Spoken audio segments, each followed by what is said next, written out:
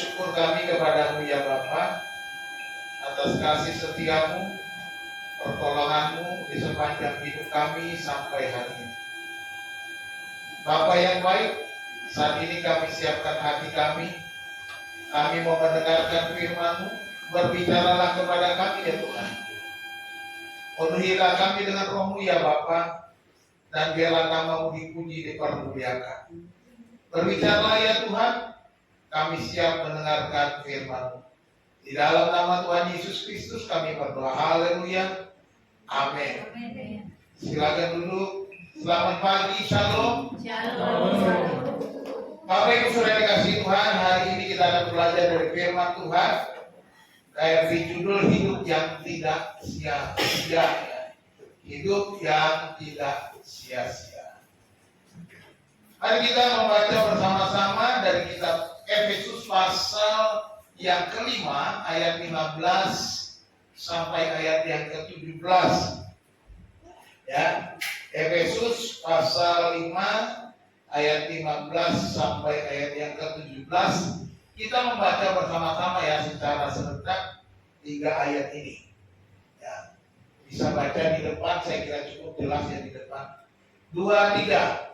Karena itu perhatikanlah dengan saksama bagaimana kamu hidup. Janganlah seperti orang bebal, tetapi seperti orang arif, dan pergunakanlah waktu yang ada, karena hari-hari ini adalah jahat. Sebab itu janganlah kamu bodoh, tetapi usahakanlah supaya kamu mengerti kehendak Tuhan. Amin. Bapak Ibu yang dikasihi Tuhan, sebelum kita membahasnya, kita belajar atau mengerti dulu latar belakang kota Efesus. Jadi kalau dibayangkan masa kini kota Efesus itu seperti Las Vegasnya Asia Kecil, ya. Mungkin kita bingung Las Vegas itu bagaimana, ya.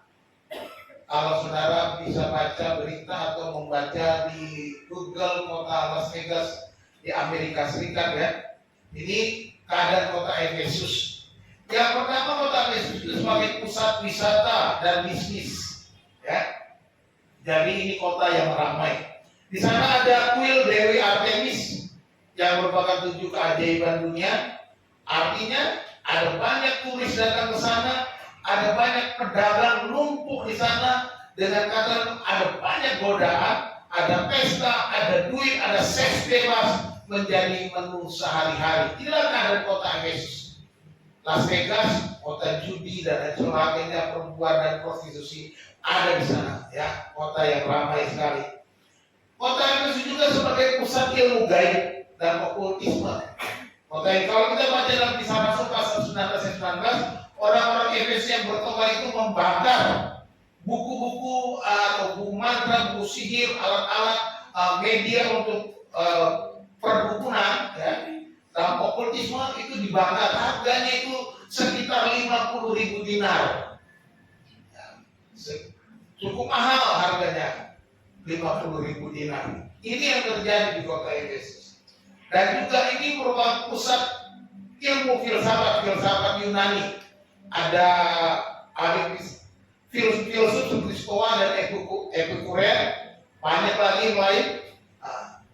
Pengajaran mereka hidup sama dengan kejar nikmat manusia, kejar nikmat, makan minum, besok mati. Ini filsafat mereka. Karena besok kita nggak tahu, mati, ya kita hidup bebas, nikmati saja, cari hikmat manusia. Itu yang dilakukan. Inilah keadaan kota Efesus pada zaman itu ketika Paulus menuliskan suratnya. Jadi kondisinya bagaimana jemaat di Efesus? Ini kondisi jemaat yang jadi seperti bayi rohani di tengah serigala. Benar-benar di tengah-tengah serigala yang puas, ya. Terjadi autopilot rohani. Hidup itu, ya, mereka percayanya hidup itu mengalir saja, autopilot, berjalan sajalah. Pokoknya hidup ini mengalir saja katanya. Jadi mereka sudah percaya tapi hidupnya yang penting jalan saja. Cenderung menjadi Kristen KTP. Kebanyakan ini sudah terjadi pada masa kini, orang-orang yang tidak peduli, ya. Lalu waktu mereka diculik oleh zaman, ya, masalah waktu diculik oleh zaman. Ibadah mereka penyembah berhala Dewi Artemis dengan seks bebas, mabuk dan pesta pon, ini yang terjadi. Jadi masa lalu mereka orang Kristen di sana, zaman mereka diculik masa lalu mereka dengan hidup yang seks bebas, pesta pora, penyembahan berhala. Lalu mereka punya isi ulang yang salah. Mereka mengisi ulang diri mereka dengan salah. Kalau ayat 18 dikatakan, Paulus berkata, janganlah mabuk oleh anggur, ya kan?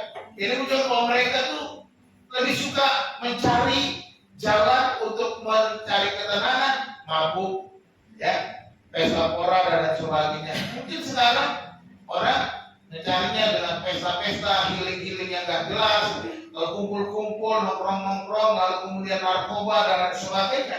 Inilah kondisi jemaat di Efesus pada waktu ini. Jadi mereka berada dalam situasi yang sulit di tengah-tengah masyarakat. Nah, tantangan kita bagi masa kini adalah adanya kuil Artemis ini sama dengan tantangan kita. Ada mall, ya, membuat kita mau cari-cari kesenangan, ada mau menghabiskan uang dan lain sebagainya. Ada media sosial, IG, TikTok, ya, menjadi pusat ibadah, ya, menjadi gaya hidup.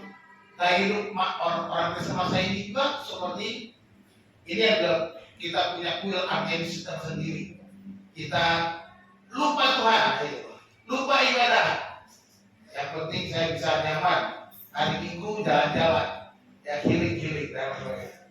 Juga ilmu gaib masa kini, kita mungkin melihat ramalan-ramalan. Anak-anak remaja muda ikut ramalan zodiak, pakai jimat, pergi ke orang pintar, ya. Jadi rohani tapi malas ke gereja. Ini ilmu gaib yang menjadi tantangan kita di masa ini. Lalu pesta pora, kita juga mabuk, narkoba, clubbing, healing yang merusak diri, ini terjadi di masa kini. Nah, Bapak Ibu yang dikasih Tuhan, bagaimana kita menghadapi dunia yang serba cepat dan ruwet ini, ya? Kita harus ada 3 kunci itu: sadar, selaras, dan setia. Kalau kita bayangkan keadaan kita seperti seorang pelari maraton tapi buta, tidak melihat garis finish, tidak melihat larinya kemana. Itu kalau pelari maraton yang buta, lari asal lari dan nggak tahu arah, nggak tahu finishnya kemana. Itulah keadaan kita di masa sekarang. Jadi pesan masa kini menghadapi dunia yang semakin rusak, kita harus hidup dengan 3S: sadar, selaras, dan setia. Mari kita lihat sama-sama. Yang pertama, kita harus hidup yang sadar, ya. Hidup yang sadar. Ayat 15 bilang, karena itu perhatikanlah dengan saksama bagaimana kamu hidup. Janganlah seperti orang bebal, tetapi seperti orang arif. Jelas, Paulus katakan, perhatikanlah dengan saksama, ya, sadar. Ya. Hidup kita harus sadar, perhatikan dengan saksama. Apa yang diperhatikan? Bagaimana kamu harus hidup, bagaimana kamu harus menjalani kehidupanmu, bagaimana kamu melakukan aktivitasmu setiap hari. Perhatikan dengan saksama. Jangan seperti orang bebal, tetapi seperti orang arif. Jadi apa yang harus kita sadari? Jelas sekali.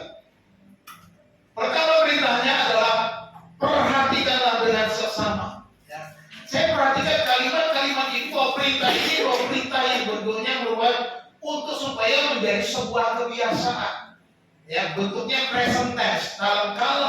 Dalam gramatika bahasa Yunani ini menunjukkan bahwa perintahnya perhatikanlah. Black PT digunakan kata.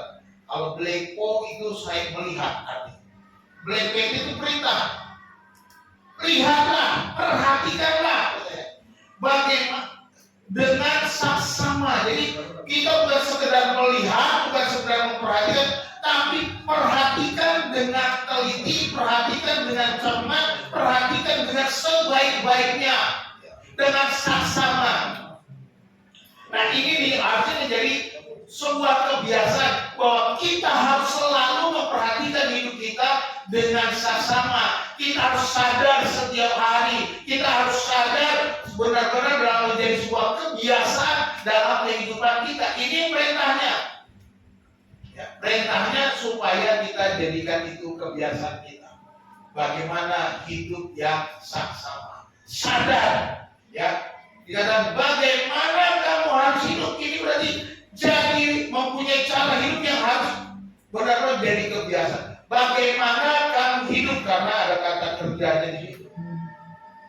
Jadi diajarkan bahwa kita harus memperhatikan dengan benar, dengan teliti bagaimana kita hidup sehari-hari kita, tiap-tiap hari selalu menjadi perhatian kita, langkah kita, setiap detik, setiap waktu harus memperhatikan cara kita hidup. Gaya hidup kita harus kita perhatikan. Jangan sampai ada yang terlewati detik demi detik kehidupan kita. Ini yang Paulus katakan supaya kita perhatikan dengan sesama cara hidup kita. Bagaimana kamu harus hidup. Bagaimana kita? Jangan seperti orang bebal. Ya. Jangan seperti orang bebal. Ini orang bebal ini yang dikatakan jadi seorang yang autopilot, cuma ngalir saja. Jadi orang Kristen jangan cuma ngalir, ikut arus, jangan. Ya.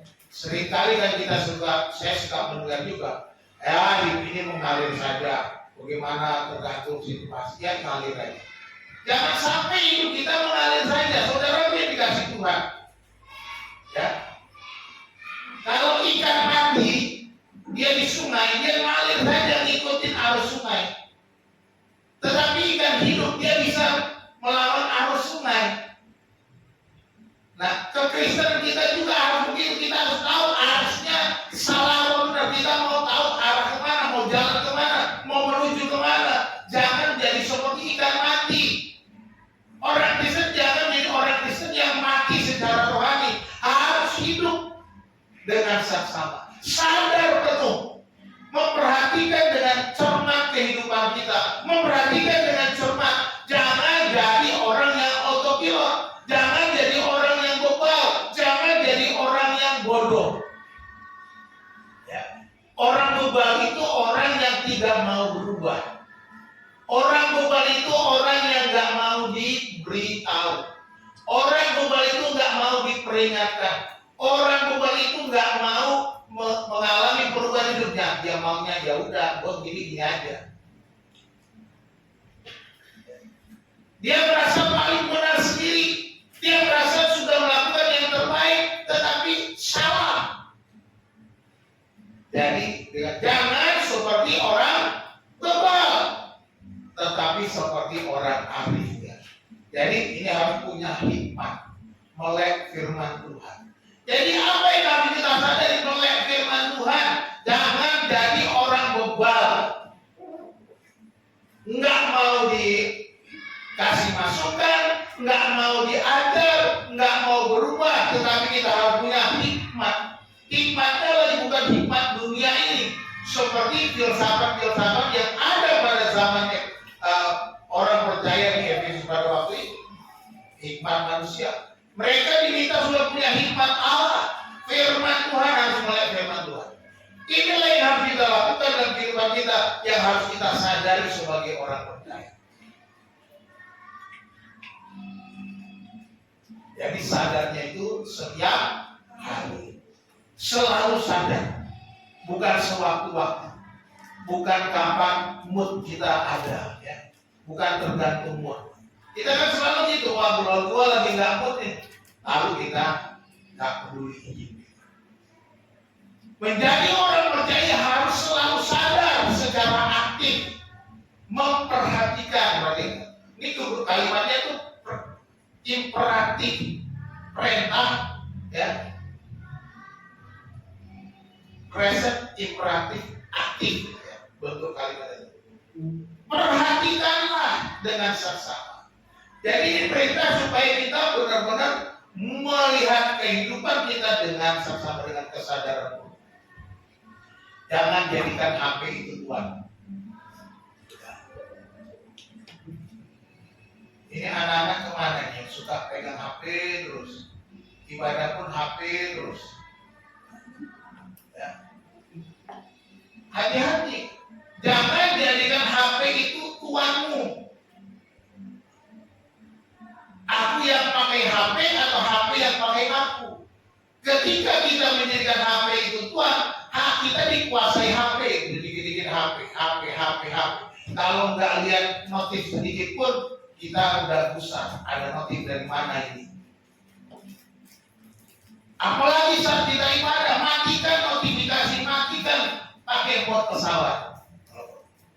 Ya, supaya tidak masuk notif-notifnya. Sudah tidak masuk lagi ada chat-chat yang lain. Karena kita ngomong jangan kita dikuasai HP. Ini terjadi masa ini. Ya. Sadar. Bagaimana kita juga bukan hanya kita di rumah. Kita sibuk dengan HP kita lupa tugas kita sebagai ibu, sebagai ayah, sebagai anak, sebagai orang tua, kita lupa. Kita pun tidak punya hubungan yang relasi yang baik antara suami istri karena di rumah ketika sudah bersama berdua masing-masing dengan HP-nya. Nggak ada waktu untuk ngobrol. Nggak pernah ada menyapa anaknya. Di mana kamu tadi di sekolah? Bagaimana pelajaran hari ini? Kita nggak perlu karena kita sibuk dengan HP. Nah ini hati-hati. Ini namanya HP menjadi tuan kita diatur oleh HP. HP yang pakai kita. Ya. Kita harus sadar prioritas. Ya. Bagaimana dengan uang kerja atau HP lebih penting dari waktu keluarga? Jadikan waktu keluarga menjadi penting bagi kita. Ya. Waktu keluarga juga penting, jangan sampai kita nggak punya waktu dengan keluarga. Sadar akan musim kehidupan kita, ya. Bagaimana kita sekarang, kalau ini masing-masing berbeda. Usia kita berbeda, ada musim kehidupan. Ada saat kita mungkin, aduh, saya sudah terlalu tua, saya nggak bisa melayani lagi. Bapak Ibu dikasih Tuhan, jangan merasa sudah terlalu tua dan merasa tak berguna. Untuk berguna, kita bisa jadi GPS buat anak cucu kita. Apa GPS? GPS menunjukkan arah. Sebagai orang tua kita bisa jadi GPS, mengarahkan anak-anak, mengarahkan semua anggota keluarga, mendoakan. Ini tugas kita. Jadi kalau kita merasa kita nggak punya kekuatan, sudah waktu kita nggak bisa lagi kemana-mana, kita merasa sudah terlalu tua, gunakan waktumu dengan baik. Ya, karena kita bisa menjadi berkat, kita bisa melayani Tuhan dengan cara apa kita. Ada masanya. Ada masanya kita melayani dengan sekuat tenaga, ada masanya mungkin kita harus hanya sebagai tim doa. Sadarlah akan kehidupan kita setiap hari. Ya. Apa yang terjadi kalau hidup itu autopilot? Di jalan tol bisa celaka. Di jalan tol saya baca tulisan ini. Kalau ngantuk jangan nyetir, kalau nyetir jangan ngantuk. Jadi artinya kalau kita ngantuk kan belum autopilot tuh, mobilnya jalan sendiri, kita nggak bisa terjadi celaka. Hidup kita juga gitu, kalau kita autopilot jalani hidup kita biasa-biasa saja, ngalir saja, nanti bisa nabrak,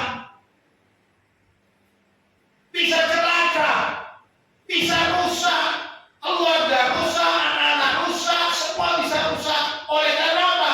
Kita tidak menggunakan waktu dengan baik, kita tidak memperhatikan, tidak sadar bagaimana kita hidup, tidak sadar bahwa kita harus menyetir kehidupan kita dengan baik. Telitilah di dalam kehidupan kita.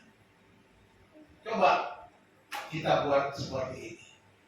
Buatlah satu kali sehari stop 60 detik. Tiap hari 60 detik atau 1 menit. Tarik nafas lalu tanya Tuhan. Tuhan, apakah aku hidup autopilot atau sadar akan Engkau? Ini untuk menyadarkan kita. Tanya, jangan cuma maunya jalan terus. Gunakan waktu sehari. Apakah aku hari ini autopilot? ngalir-ngalir saja, atau aku sudah gunakan waktu dengan baik? Gunakan setiap momen dengan baik. Hidup harus sadar. Perhatikanlah dengan sama bagaimana kamu harus hidup. Jangan jadi orang bebal, tetapi jadi orang alim. Yang kedua, hidup yang selaras. Hidup yang selaras, tadi sadar. Jadi 3S ya, sadar, selaras. Ayat 16 bilang, pergunakanlah waktu yang ada. Karena hari-hari ini adalah jahat. Diperingatkan kepada kita. Pertama, sadarlah, perhatikan cara hidupmu. Kedua, pergunakan waktumu. Karena hari-hari ini jahat. Zaman dulu sampai sekarang situasinya sama. Hari-hari ini adalah jahat. Apalagi sekarang makin jahat. Hari-hari ini makin maju teknologi di dunia digital sekarang, makin jahat karena dalam genggamanmu sekarang segala sesuatu ada. Yang baik dan yang paling buruk ada di sana. Yang paling buruk ada di genggaman kita. Setiap hari ada di genggaman kita, tinggal bagaimana kita terpleset kalau kita tidak sadar. Tetapi ingat ya, kita harus selaras dengan maunya Tuhan. Dia akan jaga. Selaraslah dengan Tuhan. Dengan bagaimana? Pergunakanlah waktu yang ada sebab hari-hari ini tantangannya banyak. Engkau akan masuk dalam pencobaan yang berat, masuk rimba serigala. Ya. Selaraskan hidupmu di masa kini. Dikatakan pergunakanlah waktu yang ada. Kata pergunakanlah itu digunakan kata ex-agorazo. Ex-agorazo itu artinya menebus orang di pasar budak, itu digunakan. Tebuslah. Artinya kita membayar kembali setiap hari semua momen yang sudah kita lewati di masa lalu. Orang seperti Efesus diingatkan gereja ini, tebuslah kembali waktu yang ada itu. Waktu-waktumu dulu yang hidup dalam kegelapan, hidup dalam okultisme, hidup dalam penyembahan berhala, hidup di dalam pesta pora, hidup dalam kemabukan, hidup dalam nikmat dunia ini, hidup dengan dugem dan lain sebagainya. Tebuslah itu katanya. Tebuslah sekarang. Karena engkau tetap menghadapi hari-hari yang jahat. Dikatakan tebus. Artinya bayar itu. Bukan sekedar menggunakan waktu. Jadi menggunakan waktu di sini artinya kita lakukan untuk sebuah penebusan kesalahan kita. Bukan kita menebus dosa kita, bukan. Jadi kalau dulu kita sudah keliru, jangan lagi kita keliru di masa ini. Jangan lagi hari-hari yang lalu itu asal-asalan. Jelas kan? Hari-hari ini adalah jahat. Dikatakan ingat hari-hari ini jahat. Tantangan dunia digital sekarang penuh dengan hal-hal jahat. Hari-hari yang kita hadapi banyak kejahatan. Kenapa? Saudara lihat status teman saja, saudara mudah tersinggung. Oh ini nyindir gue nih. Ya, itu memang hari-hari ini jahat kan? Kuasa jahat kalau bekerja. Teman kita memang ada sengaja bikin status buat nyindir-nyindir. Bikin status buat nyenggol-nyenggol orang. Karena dia udah gak suka sama si A, si B, dia mulai buat status begini begitu, nyenggol. Itu hari-hari yang jahat. Ya. Apakah kita akan gunakan waktu kita balas lagi? Bikin status ikut bela menyerang. Jadi terjadi perang digital. Di udara sedang ribut. Begitu ketemu nanti buang muka. Padahal mukanya nggak bisa dibuang, nempel terus.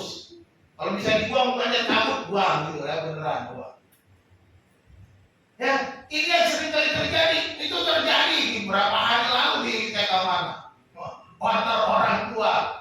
Terjadi keributan, berantem ibu-ibu, emak-emak. Terjadi. Oleh karena apa? sindiran terjadi. Dunia ini jahat, hari-hari ini jahat. Jadi kita harus perhatikan dengan sesama, sadar selaraskan hidupmu dengan firman Tuhan. Selaraskan, gunakan tebus dirimu, waktumu dengan firman Tuhan. Jangan lagi hidup dengan cara-cara duniawi. Jadi kita harus selaras dengan firman Tuhan. Hidup selaras. Perhatikan itu, kita menebus waktu kita. Ya. Tebuslah waktumu. Pergunakanlah waktu yang ada. Tebuslah waktu. Waktu itu bagi kita adalah mata uang surga. Tadi malam di kaum bapak, kaum pria, saya membawa renungan dari kumpulkanlah hartamu di surga. Sebab di surga nangat dan karat tidak merusaknya, pencuri tidak mencurinya. Jadi kita harus mengumpulkan harta di surga. Waktu kita itu sangat berarti. Orang Jawa bilang time is money. Orang Jawa bilang, ya benar ya. Waktu adalah uang. Inilah waktu kita itu uang surgawi ya gitu. Betapa bernilainya setiap detik waktumu, setiap momen yang kau lewati sangat berarti. 1 jam scroll TikTok, biar TikTok doang, hilang, gak ada artinya. Tapi 1 jam anak-anak bantu mamanya mendengar firman Tuhan, ini adalah sebuah investasi kekal, mengumpulkan harta di surga. Mengumpulkan harta di surga. Jadi pilih mana? Jadi jangan sampai kita hanya sibuk dengan HP, scroll TikTok, Instagram dan lain-lainnya, yang gram-gram itu. Ya. Apalagi Telegram, kilogram, ya, itu nggak ada gunanya, itu investasi yang sia-sia. Jadi gunakan hidupmu untuk menyimpan harta di surga. Simpanlah hartamu di surga. Sebab di mana hartamu berada, di situ hatimu berada. Kalau hartamu di surga, hatimu di surga, tenang aja. Ya. Sebagai orang tua jangan kita sibuk dengan diri sendiri. Tebus waktu bukan berarti berhenti kerja. Oh, bukan saya bilang. Udah berhenti aja kerja, bukan. Tetapi beri waktu terbaik untuk Tuhan dan keluarga. Berikan waktu terbaik untuk Tuhan. Boleh kerja, tetap kerja, tapi berikan waktu terbaik. Tuhan aja bilang apa? 6 hari lamanya dia bekerja, hari ke-7 dia istirahat. Tuhan aja mengajarkan, memberi teladan untuk beristirahat. Dan Tuhan menguduskan hari ke-7, hari Sabatnya Tuhan. Umat pilihannya dikatakan, kuduskanlah hari Sabat. Ya, nggak boleh ngapa-ngapain, berhenti. Kita fokus kepada Tuhan. Jadikan Tuhan menjadi yang terutama di dalam hidup, prioritas utama hidup kita. Waktu yang luang jangan disia-siakan. Jadilah berdoa syafaat, kunjungilah sahabatmu yang lemah, jadikan waktu luangmu sebagai masa panen. Jadi waktu luang kita jangan dibuang sia-sia, jadikan itu untuk menuai. Menuainya bagaimana? Mengunjungi yang sakit, mendoakan yang sakit, datang kepada orang-orang yang susah, berdoa untuk saudara-saudara seiman. Itu yang saudara lakukan. Ini kita namanya menebus waktu yang sudah terbuang. Tebus, bayar dengan menggunakan waktu dengan baik. Jangan hanya sibuk dengan kehidupan. Isilah hari-harimu dengan yang paling penting. Isi yang paling penting dulu, jangan asal mengisi. Contoh, perhatikan ini, ada 2 toples. Ya. Toples yang pertama kita lihat diisi pasir dulu, lalu batu-batu kerikil dan batu-batu besar. Ya, akhirnya batu besarnya tidak bisa masuk. Ketika kita mau mengisi toples, yang harus kita lakukan pertama adalah mengisi dengan batu-batu besar. Lalu batu-batu kerikil kecil supaya mengisi ruang-ruang kosong di antara sela-sela batu-batu besar. Barulah kemudian terakhir pasir kita masukkan dan kita parit sehingga pasir itu mengisi juga sela-sela antara batu-batu yang ada di dalam toples. Inilah waktu ini. Sekarang apa yang kita lakukan? Apa yang kita isi dalam kehidupan kita? Kita harus isi dengan yang paling utama. Jangan isi dengan asal-asal. Isi menebus waktu kita. Ilustrasi kedua ini sebuah jala. Kalau kita punya jala untuk menangkap ikan, kalau jala kita robek, ikan yang kita tangkap akan tidak efektif. Mungkin sedikit mungkin ada tersangkut. Karena jalannya sobek, maka ikan-ikan bisa lolos. Tetapi kalau jala itu bagus, maka ikan-ikan bisa dapat ditangkap. Oleh sebab itu, ketika jala kita robek, kita harus kembali merajutnya, menjahitnya, mengaitnya supaya jala itu bisa digunakan dengan baik. Coba, ini adalah waktu kita untuk kita menjahit kembali jaring kita supaya kita bisa melayani lebih baik, supaya kita bisa menangkap hasil yang lebih baik. Apa yang harus kita lakukan? Buatlah pagar waktu. Ya. Meja makan tanpa HP.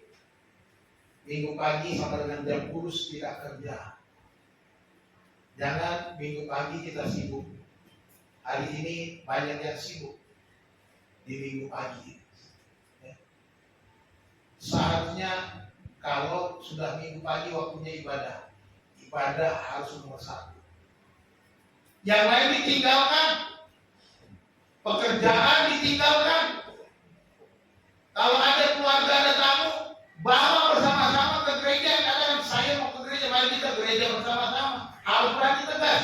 Kan kita tuan rumah. Kalau dia nggak mau tinggalkan di rumah, tidak berangkat ke gereja. Jangan sampai kita tidak ke gereja. Waktu makan bersama-sama jangan lupa. Jangan sambil makan sambil scroll. Lihat HP-nya makan. Lihat lagi habis makan. Waktunya, kalau saya bilang buatlah kotak HP. Ada waktunya, ada box biar kita taruh di HP kita. Anak-anak kita perlu diajarkan sehari ada 1 jam tanpa HP. Zaman sekarang kalau kita nggak ajarkan dari kecil ini berbahaya. Nanti kebiasaan akhirnya anak ngatur kita. Harus ada 1 jam saja tanpa HP. Buat kotak tempat taruh HP. Bukan anaknya saja, kita pun taruh HP. Jangan anak suruh taruh HP, kita pegang HP. Itu namanya nggak konsisten. 1 jam semuanya tanpa HP. Bapak, ibu, anak semua tanpa HP 1 jam. Pak, susah kayaknya Pak 1 jam. Belajar harus bisa supaya begitu. 1 jam itu ngapain? Bersekutu dengan anak, berbicara, ngobrol, lalu tutup dengan doa. Ini menjadi momen yang penting. Ini hari kita menebus waktu yang ada. Jangan sia-siakan waktu hidup. Hidup sadar, hidup selaras dengan menebus waktu. Yang ketiga, hidup setia. Hidup yang setia. Ayat 17.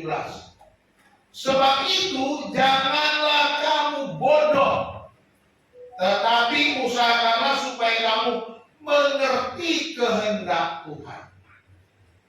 Jadi di sini kita diajarkan untuk setia kepada Tuhan. Ada quote di samping sini ya. Orang bodoh ingin merubah orang lain.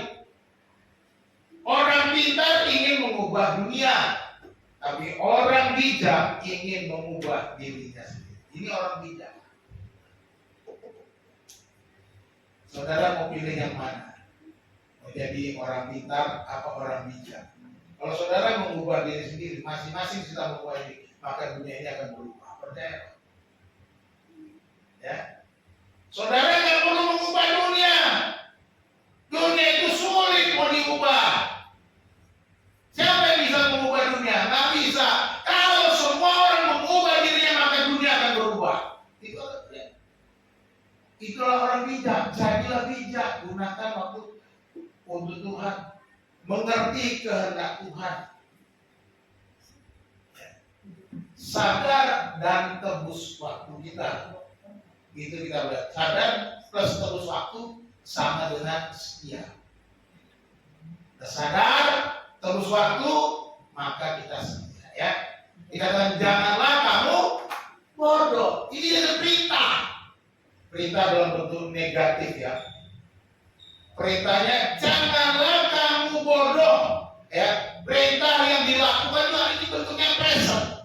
Artinya suatu perintah yang harus dilakukan sekarang terus-menerus, dan ini menjadi sebuah kebiasaan kita. Kata bodoh itu bahasa Yunani afrones, itu artinya tidak punya atau tanpa pengetahuan, tanpa akal, tanpa pikiran, ignorant, mindless, stupid, foolish, itu artinya afrones.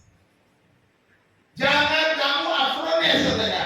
Jangan kamu nggak punya pengetahuan, nggak punya akal, nggak punya pikiran, stupid. Jadi ini harus menjadi kebiasaan kita. Jangan bodoh itu bukan sewaktu-waktu boleh bodoh, boleh pintar. Saudara harus bijak. Usahakanlah kamu supaya mengerti kehendak Tuhan. Perintahnya benar. Mengertilah kehendak Tuhan. Jadi bukan lagi kehendakku. Makanya kalau kita mengerti kehendak Tuhan, artinya kita dituntut untuk setia kepada Tuhan. Kalau kita mau mengerti kehendak Tuhan, maka kita harus melakukan firman Tuhan. Wahana hari Jumat ya. Hari Jumat renungannya Yakobus kan. Hendaklah kamu menjadi pelaku firman dan jangan hanya menjadi pendengar saja. Bagaimana supaya kita mengerti kehendak Tuhan? Kita harus mendengar dan melakukan firman. Ketika kita mengerti kehendak Tuhan, kita akan melakukan jadi pelaku. Usahakanlah katanya, ya. Ini artinya ada usaha dari kita, mengertilah ini sebuah dorongan dari diri kita sendiri dan dalam diri kita supaya kita mengerti kehendak Allah. Kita yang harus melakukannya, bukan karena orang lain. Mari kita memotivasi diri kita. Itu yang paling penting. Memotivasi diri kita supaya kita bisa merubah diri. Maka dari orang bijak itu merubah dirinya. Mengubah diri kita supaya kita bisa menjadi berkat. Mengubah diri kita supaya kita bisa membawa dampak yang baik. Mengubah diri kita supaya kita benar-benar setia kepada Tuhan. Bukan lagi aku. Bukan kehendakku, melainkan kehendak-Mu lah yang jadi. Saudara pilih kasih Tuhan. Buat saudara doa itu apa? Doa itu apa? Ya? Yang keras. Sarana untuk bertemu Tuhan. Ya? Ada lagi pendapatnya. Doa itu apa sih? Ya, jangan pelan-pelan, nggak kedengeran. Komunikasi dengan Tuhan. Terus komunikasi mau ngapain? Curhat kepada Tuhan. Terus curhatnya mau ngapain? Curhatnya untuk apa? Minta pertolongan Tuhan. Benar semua sih. Tapi ingat gak? Doa itu bukan untuk meminta supaya Tuhan mengikuti kehendak kita. Ingat baik-baik. Doa bukan supaya Tuhan ini mauku, curhatku, dengarkan Tuhan ikut kehendakku. Bukan itu. Tapi doa adalah supaya kita punya menselaraskan kehendak kita dengan kehendak Tuhan. Itu yang maksud. Itulah doa. yang benar. Kita sesuaikan keinginan kita, kehendak kita dengan kehendak Tuhan. Makanya Yesus berkata, biarlah kehendakmu yang jadi. Itu doa Yesus. Ya Bapa, kalau mulai zaman ini berlalu, biarlah berlalu, tetapi jangan kehendakmu, melainkan kehendakmu yang jadi. Itulah doa yang benar. Tuhan Yesus sudah ajar. Jadi kalau saudara curhat, ceritakan masalahmu, ceritakan semua persoalanmu, ceritakan semua bebanmu, ceritakan pergumulanmu, semua yang mau alami sakit, penyakit, air mata, seperti boleh cerita. Tetapi cari kehendak Tuhan. Tuhan, jadilah kehendakmu. Apa yang kau mau dengan semua yang kau alami sekarang? Apa yang kau mau dengan dolar yang naik? Apa yang kau mau dengan harga barang yang naik? Apa yang kau mau sehingga aku sekarang susah? Pernah nggak kita bertanya? Tapi seringkali kita berdoa supaya kita dibebaskan. Ya nggak apa-apa, nggak salah juga. Memang itu kita maunya yang instan. Kita maunya secepatnya Tuhan melakukan apa yang kita mau, tetapi kita nggak tanya apa maunya Tuhan. Kita perlu tanya maunya Tuhan. Artinya apa? Tuhan, apa kehendakmu dengan semua ini? Kita harus belajar untuk merendahkan diri di hadapan Tuhan. Jangan hanya mengerti kehendak kita sendiri. Seringkali kan kita suruh Tuhan mengerti kehendak kita. Nggak usah saudara suruh Tuhan mengerti kehendak kita. Tuhan sudah tahu kok. Ya, Tuhan Yesus juga bilang kan, Bapakmu di surga sudah tahu apa yang kau perlukan. Sudah tahu. Waktu kau menangis, Bapakmu tahu kau menangis. Waktu kau sakit, Bapakmu tahu kau sakit. Waktu kau susah, Bapakmu tahu kau susah. Tapi waktu kau senang, Bapakmu tahu waktu kau senang, tapi kau tak tahu Bapakmu bagaimana masa bodoh dengan Bapakmu. Ini seringkali terjadi banyak orang itu. Senang-senang, begitu susah baru teriak-teriak sama Tuhan, curhat. Tapi jangan sampai curhat kita memaksa Tuhan. Nggak perlu kita paksa Tuhan. Nggak perlu kita perintahkan Tuhan. Ya. Tuhan tahu apa yang terbaik, amin. Tuhan tahu apa yang akan dia lakukan. Jadi kita yang perlu kita tahu, Tuhan kehendakmu. Apa yang menjadi kehendakmu, jadilah pada. Jadi kita harus mengerti kehendak Tuhan. Anak-anak, lakukan kehendak Tuhan. Jangan tunggu dewasa untuk dipakai Tuhan. Mulailah dengan hal kecil dari kamar dan di sekolahmu. Anak-anak yang masuk sekolah ini, anak-anak nggak datang, padahal anak-anak penting. Ya. Tadi anak-anak katanya lagi make-up tapi nggak nyampe-nyampe. Kayaknya itu deh Pak, gereja baptis soalnya sering itu kan kemarin sih diajar bukunya. Jadi kita harus ingat baik-baik, ya. Harus menggunakan hal waktu kita dengan baik, mulai dari hal-hal kecil. Kita adalah perang, baik-baik. Anda adalah perang.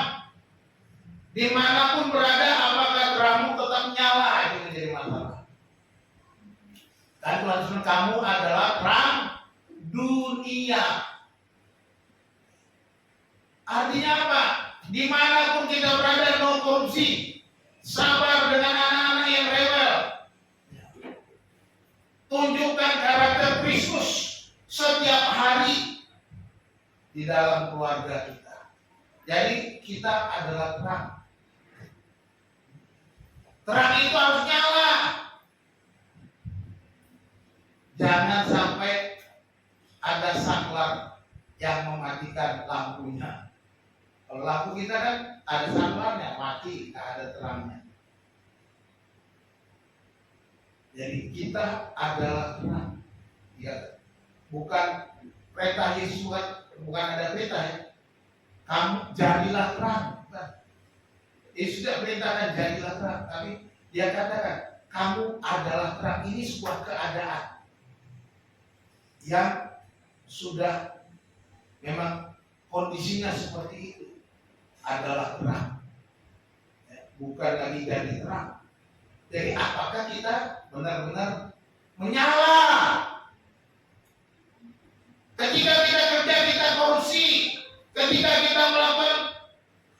kita di rumah kita menipu orang tua, bilang bayar uang kuliah, ternyata kita pakai buat main-main jajan dan lain sebagainya. Itu tidak jadi terang. Kita nggak menyala. Perhatikan, Musa ketika dia sudah tua, orang sedang berperang, dia cuma angkat tangan berdoa. Udah capek dia duduk, tangannya capek ditopang oleh Yosua dan lalu kita pun juga begitu. Kalau kita sudah nggak mampu lakukan yang lain, jadilah tiang doa. Kita mengerti kehendak Tuhan. Kenalilah kehendak Tuhan dalam hidup kita supaya kita menjadi orang yang setia. Hidup harus sadar, hidup harus selaras dengan Tuhan, hidup harus setia. Ya, kompas kehendak Tuhan itu. Kita harus menjadi, kita punya kompas itu adalah kehendak Tuhan, firman Tuhan. Ini kompas kita. Kompas Tuhan selalu menunjukkan arah yang benar. Kompas itu kan selalu menunjuk ke arah apa? Utara, north. Mau putar-putar kemana? Utaranya. Ya, north. Itu firman Tuhan. Firman Tuhan ini kompas kita, kehendak Tuhan ada dalam firman Tuhan. Jadikan ini kompas hidupmu. Jadikan ini pedoman arah kemana engkau mau berjalan. Pakailah firman Tuhan. Apa yang dunia katakan? Dunia kasih peta dunia ini, mapnya dia beri untuk kita. Oh, ada Google Map. Saya pernah pakai Google Map ke Bogor. Saya ikutin jalan-jalan. Anda sudah sampai, saya berhenti. Kok berhentinya di tepi jurang? Saya bingung. Saya tanya orang-orang lewat, ini villa ini di mana? Oh, di sana, Pak. Tanya, wah, Bapak balik lagi, kamu putar. Waduh, udah di tepi jurang, mau putar balik susah. Saya cari ada pintu villa, saya putar di pintu villa orang supaya bisa. Itu pun saya pelan-pelan muter mobilnya. Kalau enggak, jeblos di jurang. Ya, map ini Google Map aja bisa salah. Ya. Jadi hati-hati. Peta dunia ini apa kata orang? Ya. Kata orang, katanya begini, katanya begitu, katanya begitu, begini. Kata orang. Apakah saudara mau ikut kata orang atau kata firman? Ini menjadi kompas. Setia sama Tuhan, ikuti kehendak Tuhan. Jangan katanya. Wah, kita harus ikut tren, ini peta dunia, tren. Kalau nggak ikut tren, kita dibilang apa namanya? Apa tuh istilahnya? Ketinggalan zaman. Ketinggalan zaman istilahnya apa? Nah, jadul, apalagi lah. Ya. Kita nggak ikut tren, payah. Kita seringkali ikut tren, FOMO katanya. Ya, inilah ke dunia, ikutilah tren dunia, hati-hati. Ya. Apalagi dunia petanya apa? Uang, harta, gaji. Ini bisa menjadi mapnya kita. Akhirnya kita tersesat di jalan. Tapi kalau kita setia kepada kehendak Tuhan, maka arahnya pasti menunjukkan arah yang benar. Jangan pernah ikut peta dunia ini. Jadilah peta Allah. Jadi kita harus ikut kompasnya Tuhan. Setia. Apa yang harus kita lakukan? Ada 3 pertanyaan penting yang harus kita buat sebelum kita ambil keputusan. Ingat baik-baik. 3 pertanyaan perlu kita tanya tiap kali kita ambil keputusan. Yang pertama, apakah ini benar? Ketika kita membuat keputusan, kita mau melakukan sesuatu, kita ikut tren, kita ikut katanya, apakah ini benar? Itu dulu pertanyaan pertama. Kalau benar sesuai dengan firman Tuhan, oke. Ya kan? Satu pertanyaan lolos checklist. Benar. Yang kedua, apakah ini membangun? Pertanyaan juga, kalau aktif ini benar, tapi apakah ini membangun? Tidak semua yang benar itu selalu membangun. Bisa bahagia.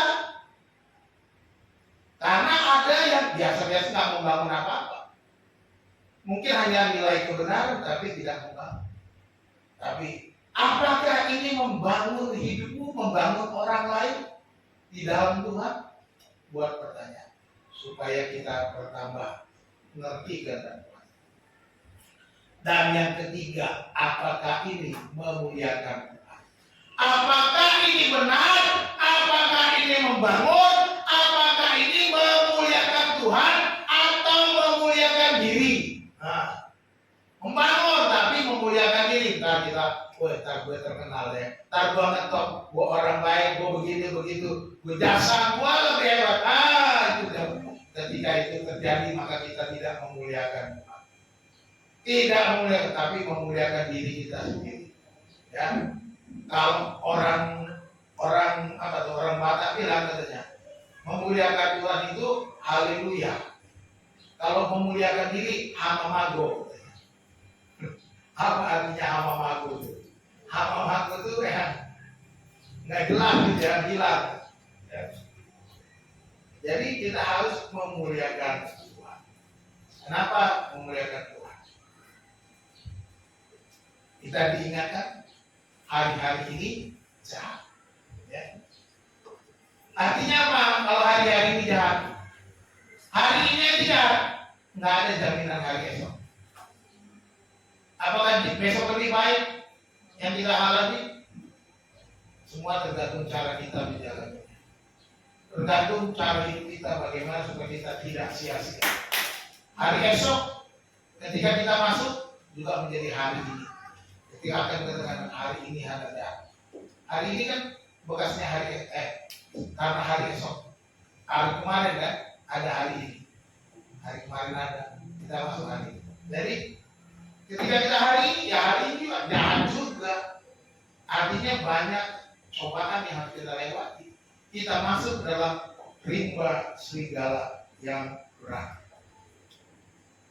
Coba pikirkan. Kalau hari ini adalah hari terakhirmu, apakah kamu bangga dengan cara hidupmu sepanjang 24 jam hari ini?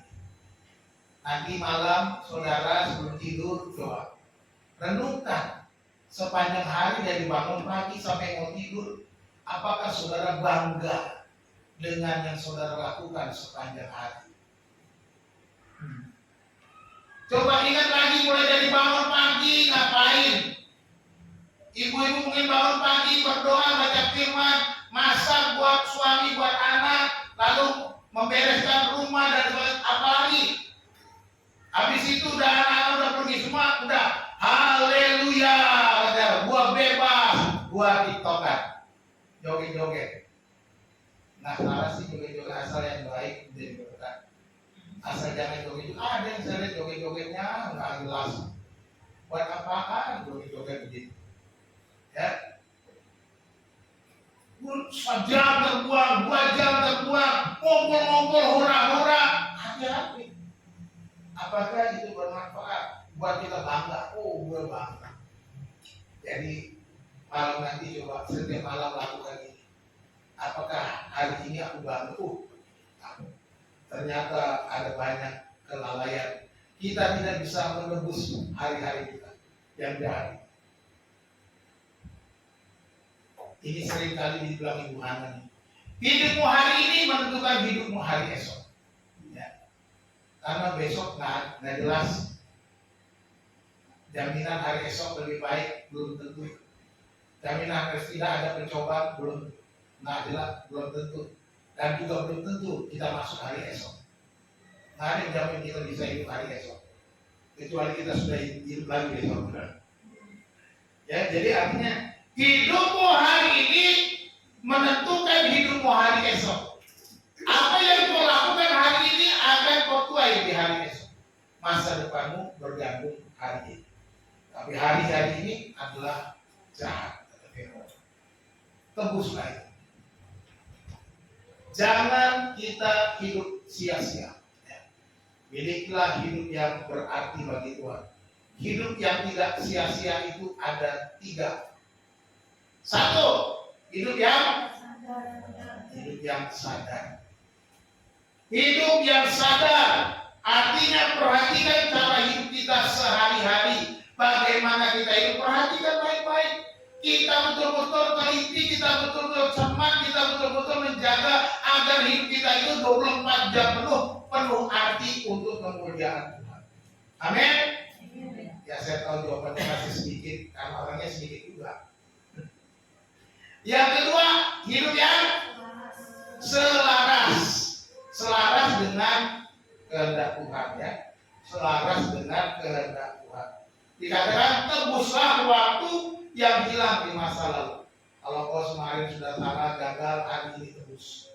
Lakukan yang terbaik. Lakukan, bayar supaya harga untuk lebih baik lagi. Bayar harga untuk hidupmu yang sudah sia-sia. Bayar harga untuk hidupmu yang sudah kau lewati, tak berguna kemarin.